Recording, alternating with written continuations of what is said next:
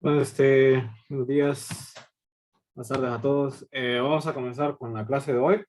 Ya, pues, esto es el segundo parcial o la segunda unidad, como le quieran llamar. Ah, y vamos a estar tratando en esta unidad, sobre todo temas de termodinámica, perdón. En particular, vamos a empezar con nuestro estudio con lo que es temperatura y calor. Pues todos tenemos una noción de lo que es la temperatura y de lo que es el calor. De repente no es una noción que va perfectamente de acuerdo con las definiciones formales de estos conceptos, pero todos tenemos una idea de lo que es la temperatura, de lo que es el calor y son fenómenos que todos vivimos a diario. Cuando tocamos una superficie fría, cuando tocamos una superficie caliente, cuando estamos cocinando, cuando decimos qué calor está haciendo, etcétera, ¿no? Y en todos estos casos nos referimos nosotros a cambios que se pueden sentir a través del tacto en determinadas superficies. ¿Sí? Que yo siento que me quema, yo siento que está muy frío, etcétera. Entonces no es un fenómeno, digamos, por completo desconocido. Vamos a estudiar lo que es temperatura y equilibrio térmico. Pues si se le pregunta a cualquiera lo que es la temperatura, pues probablemente responda lo que mide un termómetro. ¿Sí? Entonces los termómetros se crearon a partir de esta necesidad, de este fenómeno que se miraba, de que se tocaba una superficie, estaba fría o estaba caliente, una necesidad de poner esto pues en números llanos y duros, digamos.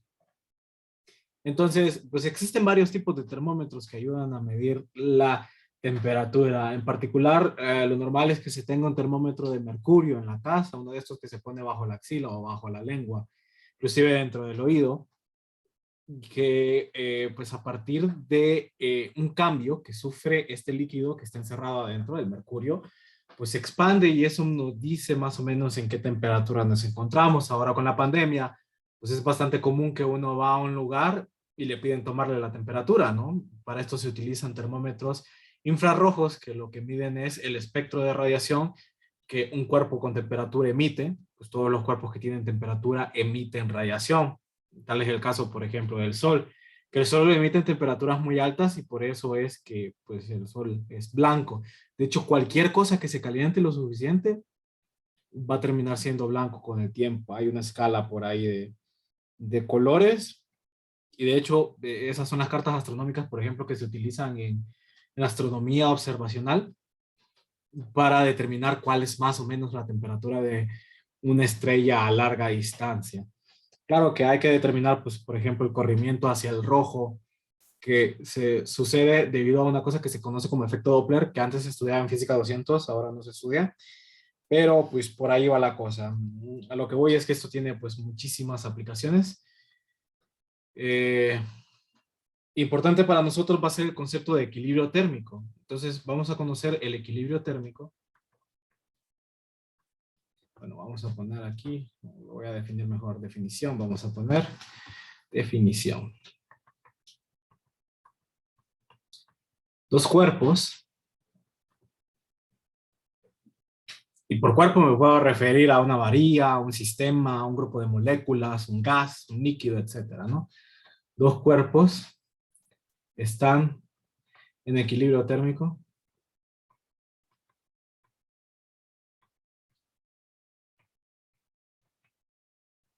Sí y solo sí, están a la misma temperatura.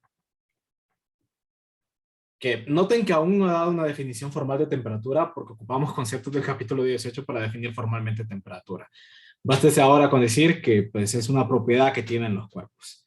¿Ok? Dos cuerpos están en equilibrio y que se mide con un termómetro, ¿no? Dos cuerpos están en un equilibrio térmico, sí, solo sí están a la misma temperatura.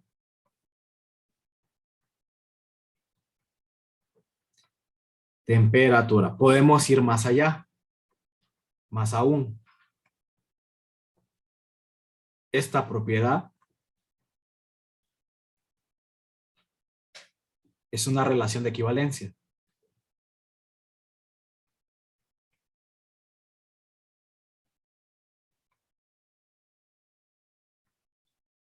¿Qué significa que sea una relación de equivalencia? Significa, uno, es transitiva. Es decir, si A, vamos a poner 3 líneas para indicar el equilibrio térmico, está en equilibrio térmico con B, y B está en equilibrio térmico con C, entonces A está en equilibrio térmico con C. Sí, por la definición.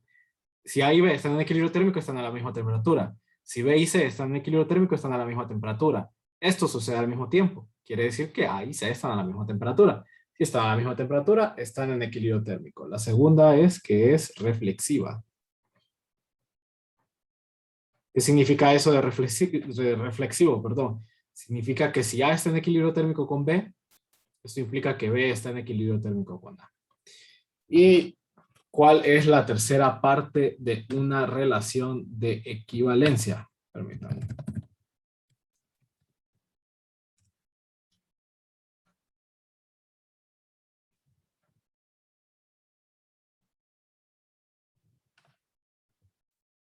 La tercera es que es simétrica.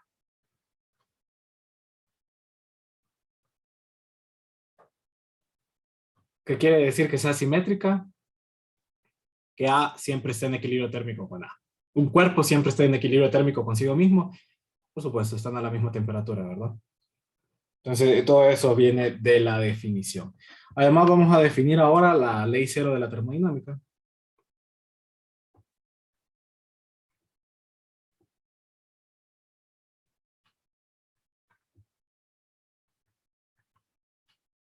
La ley cero de la termodinámica establece dos cosas.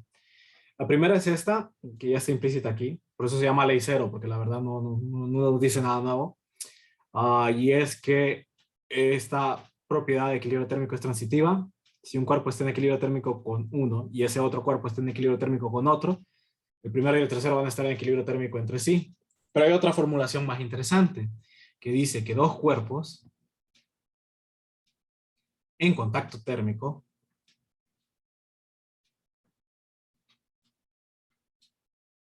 y dado el suficiente tiempo,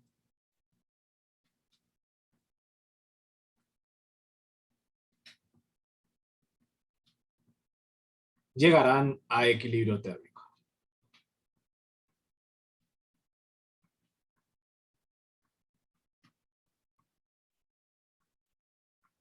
Sí, dos cuerpos en contacto térmico. Contacto térmico se refiere a que tengan una forma de intercambiar la información de temperatura que tienen. Ya vamos a ver cuáles son los medios que existen para intercambiar esta información, pero no se refiere directamente a que se estén tocando en sí, ¿sí?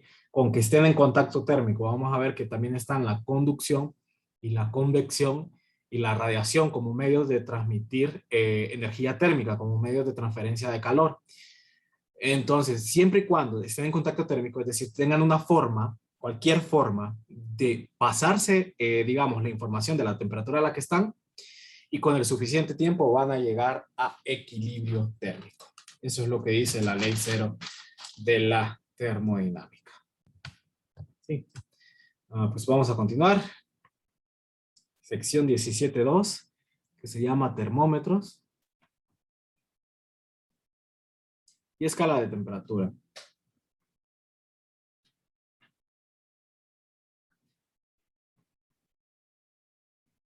Temperaturas.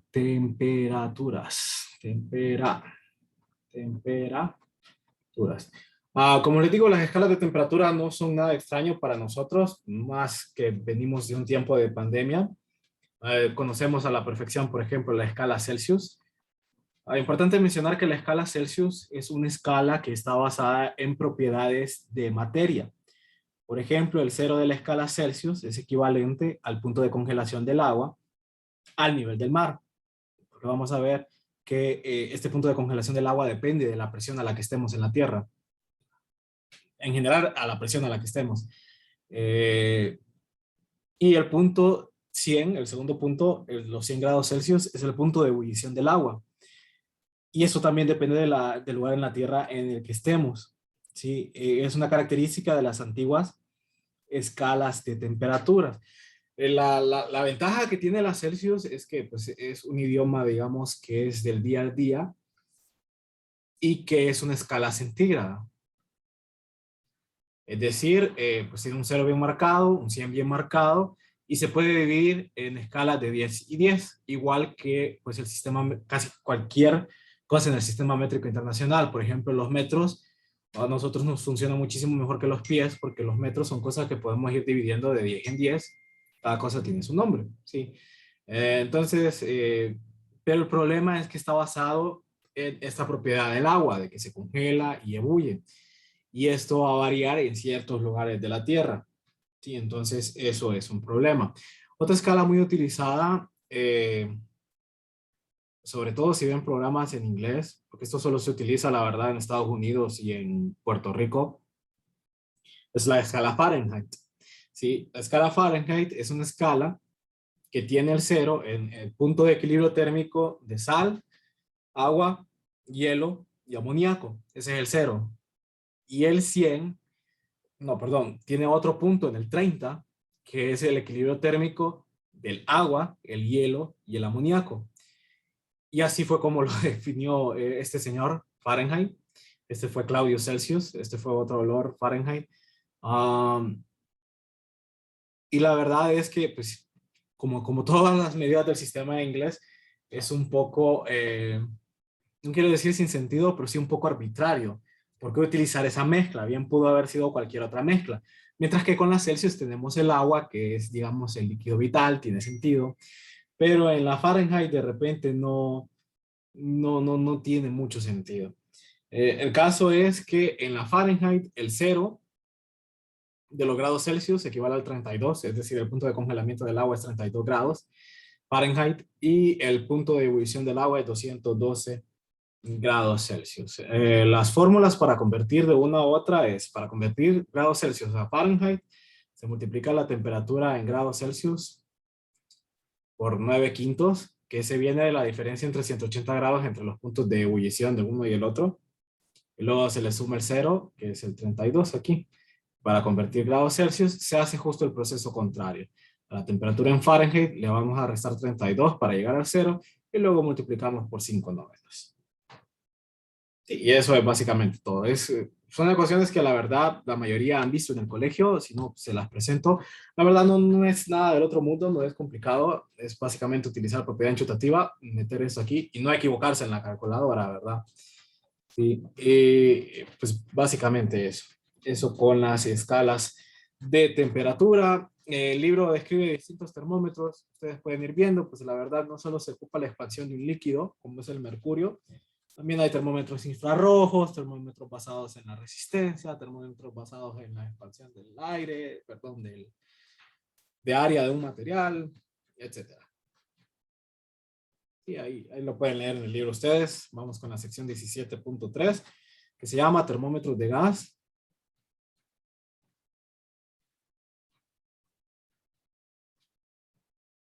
Y la escala Kelvin. Como dije anteriormente, la verdad, estas escalas están basadas en propiedades de los materiales y propiedades de materiales que son tan volubles que dependen, por ejemplo, de presiones atmosféricas. A nosotros nos interesaría tener una escala, siempre que fuera centígrada, para que vaya de acuerdo al sistema internacional, pero que no dependa de un material para funcionar. Entonces, fue en ese espíritu que se hicieron diversos experimentos con varios gases y se llegó a la conclusión de que existía un punto en el que el volumen de un gas pasaba a ser 0, ¿sí? Y que el movimiento sí, que el volumen del gas pasaba a ser 0 y que el movimiento del gas también llegaba justo a ser 0, o sea, el reposo absoluto. Entonces, eso es algo que nos interesa estudiar porque tendríamos una escala entonces que no depende de los materiales, porque todo movimiento, lo que hace es, digamos, que son los materiales en la Tierra, en el universo, que tienen más facilidad de moverse, son los que están menos atados a algo, digamos. Entonces, si el material que más fácil se mueve en el universo llega al reposo absoluto en esta temperatura, pues bien nos conviene hacerla el 0 absoluto para pues, cualquier tipo de material. A esto es lo que conocemos como la escala de Kelvin. Ese número resultó ser menos 273.15 grados Celsius, Entonces, para sacar la temperatura Kelvin, como es una temperatura o como es una escala centígrada, entonces utilizamos como base los grados Celsius y a eso le restamos 273.15, que es el punto del cero, perdón, absoluto. Sí, y de ahí, pues, la verdad es que otra cosa importante es que los Kelvin no son grados. ¿Sí? Esto es una temperatura absoluta. Entonces, no es que está basado en, el cero es el punto de ebullición de algo, o el cero es el punto de congelamiento de algo. No. El cero es el punto en el que no hay movimiento, tal cual. ¿Sí? Entonces, esto es una escala absoluta, no es una escala de grados. ¿Ok? Es como la diferencia entre grados y radianes. Uno es absoluto, uno es distancia absoluta, y el otro es qué tanto nos hemos movido dentro de un círculo. ¿Ok? Entonces, para tenerlo en mente. Vamos a hacer un ejemplo. Entonces, nos preguntan cuál es la diferencia de temperatura en Kelvin. Recuerden, los Kelvin no son grados. Y grados Celsius de 98.6. A ver, diferencia 98.6 grados Fahrenheit a 32 grados Fahrenheit. Entonces, nada más sencillo que aplicar las fórmulas que vimos arriba. Sabemos que el 32 es 0 grados Celsius, ¿verdad? Eso no hay que ni hacerlo. Sí, yo lo sé de memoria. Entonces, para pasar esto a grados Celsius, lo pueden comprobar si quieren, pero vamos, que sería 32 menos 32, que es 0. Y aparte de las definiciones. Bueno, esto sería 5 novenos, la temperatura en Fahrenheit, que es 98.6, menos los 32. Y esto da como resultado 37 grados Celsius. La diferencia de temperatura, por regla general, es temperatura final menos temperatura inicial. Nunca, nunca, nunca, nunca va a ser temperatura alta menos temperatura baja. Nunca. Aquí se pierde mucha información. ¿Sí? El libro propone eso, no les hagan caso, se pierde mucha información. Hay que estar pendiente de 1000 cosas y a la hora de resolver un problema, a la hora de estar en un examen, no van a estar pendientes de 1000 cosas. ¿Sí? Entonces, mejor sigan esta anotación. ¿Sí? El cambio de temperatura siempre es temperatura final menos temperatura inicial. En este caso, no importa mucho, nos piden cuál es la diferencia de temperatura. ¿Sí? Entonces, no voy a tomar importancia. Siempre te vamos a decir que es 37 grados Celsius menos 0 grados Celsius, ¿no? Y eso es 37 grados Celsius. Esa es la diferencia de temperatura en grados Celsius. ¿Qué pasó con los grados Kelvin? Pues es exactamente la misma. ¿Por qué? Ambas son escalas centígradas. Quiere decir que si yo aumento 10 grados en mi escala Kelvin, que si yo aumento 10 en mi escala Kelvin, perdón, no son grados, si yo aumento 10 en mi escala Kelvin, se va a aumentar 10 mi escala de grados centígrados. ¿Sí? Así de sencillo, porque la relación esta es perfectamente lineal y no hay ningún factor de conversión aquí. ¿Sí? ¿Ok? Entonces es exactamente lo mismo. La diferencia en grados Celsius y la diferencia en grados Kelvin es equivalente. Ok. Vamos con la sección 17.4. Así estaba el temario, son un montón de temas que ver hoy. Que es básicamente expansión térmica. Yo, como siempre, les recomiendo leer el libro porque la clase en ningún momento propone suplantar al libro en cuanto a teoría se refiere. Sí, yo hablo mucho que puedo hacer es intentar explicarlo de la mejor forma y resolverles ejercicios en los que tengan dudas. Más la verdad no puedo hacer. Entonces, la expansión térmica es otro fenómeno que todos hemos experimentado. Por ejemplo, si su casa, tiene, como la mía, tiene láminas de aluzinc, cuando hace mucho sol empiezan a escuchar un crujido, ¿verdad? Eso es la expansión térmica. Básicamente los materiales cuando se someten al calor tienden a expandirse en todas las direcciones. Ojo, lo de todas direcciones es bastante importante. Entonces, hay varios tipos de expansión térmica. Tenemos la lineal. Lineal dice ahí. Lineal. Que dice que el cambio de la longitud es igual a una constante alfa, la longitud inicial por el cambio de temperatura. Es decir, el cambio de la longitud es directamente proporcional a la longitud inicial, al cambio de temperatura y a esta constante que se determina experimentalmente. Ahí hay unas tablas en el libro que hablan sobre esa constante alfa. Normalmente cuando se trata de pasar cantidades de un lado a otro, siempre se trabaja en sistema internacional. La unidad de temperatura del sistema internacional son los Kelvin. Pero, como aquí lo que se mide es una diferencia de temperatura, recordemos que esas dos cosas son equivalentes. Así que se puede trabajar en grados Celsius. Tenemos la expansión de área, que es proporcional a dos veces el cambio en dos veces este coeficiente de expansión lineal, así es como se llama, el área inicial, cambia la temperatura. Área lleva tilde en la A. Tenemos la volumétrica. Cambio en el volumen es igual a beta, volumen inicial, cambio en la temperatura. Para sólidos, beta es igual a 3 veces alfa. ¿Ok?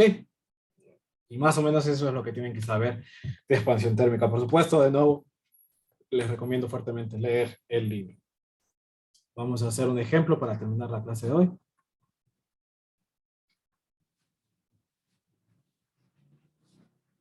Entonces dice un topógrafo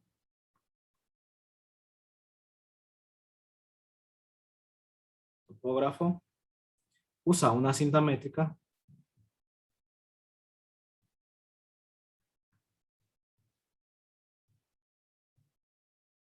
de acero de 50 metros de longitud.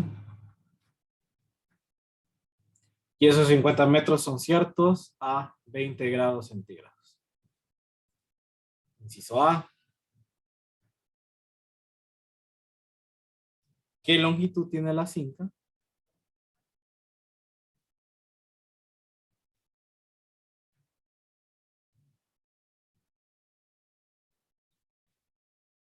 A 35 grados Celsius. Bueno, nada más fácil que aplicar la fórmula, ¿verdad? Nosotros sabemos que el cambio en la longitud es igual a alfa, la longitud inicial, le cambio en la temperatura. Nos pide, ojo, ¿qué longitud tiene? Nos pide longitud final. Eso es la longitud, este cambio es la longitud final menos la longitud inicial. Alfa, longitud inicial, cambio en la temperatura. Despejamos acá, agrupamos acá, podemos sacar el L0 de factor común, que es la longitud inicial. Esto pasa sumando al otro lado, ¿no? Alfa, delta T. Ya solo está de sustituir. Esto es 50, uno más. No sé cuánto es alfa, hay que buscarlo en las tablas. Entonces vamos a dejar de compartir aquí. Y vamos a compartir el libro.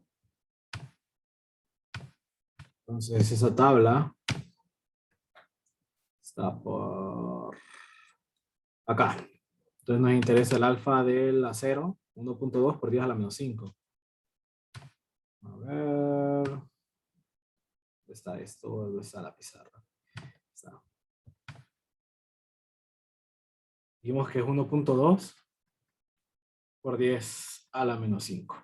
Cambio la temperatura de 20 a 35, eso es 15, ¿no? Recuerden, temperatura final menos temperatura inicial siempre. 15. Multiplicando eso, esto queda en 50.009 metros.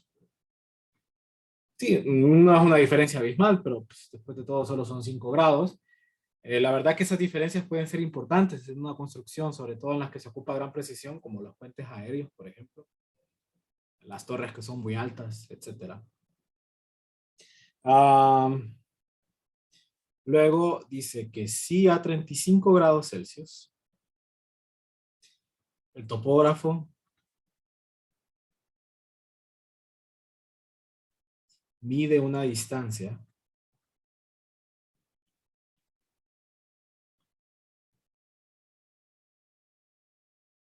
de 35.794 metros. ¿Cuánto mide en realidad?